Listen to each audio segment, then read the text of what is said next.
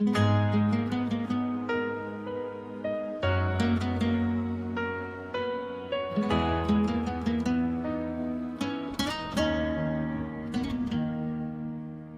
שתיגמר כבר, הרבה דברים עוד לא הספקנו.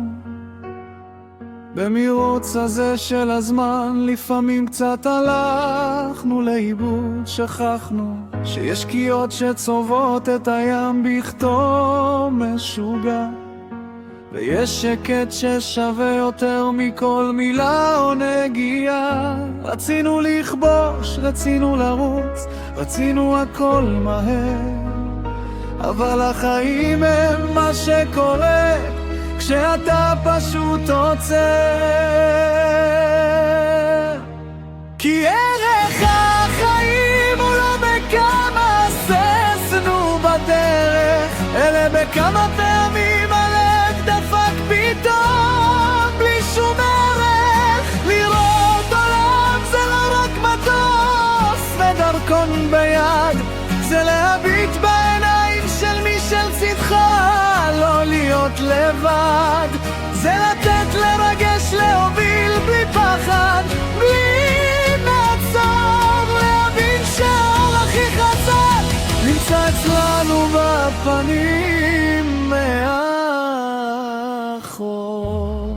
רוצה לראות את הפסגות המושלגות, את המדבר ששותק, להרגיש איך הרוח על הפנים שלי מלטפת וצוחק, לאהוב כאילו אין מחר, בלי חשבון, בלי חומות, למלא את המחסן של הנשמה בזיכרונות. כי כל נשימה היא מתנה, כל רגע הוא סיפור חדש, והעולם מחכה בחוץ, צבעוני פראי מלוטש. אז בואו נצא, נחצה גבולות, נהיה פשוט מי שאנחנו, נחבק את האהבה, נשכח מכל מה שפעם פחדנו. העולם גדול מדי בשביל להישאר במקום אחד, החיים קצרים מדי בשביל לצעוד בהם לאט.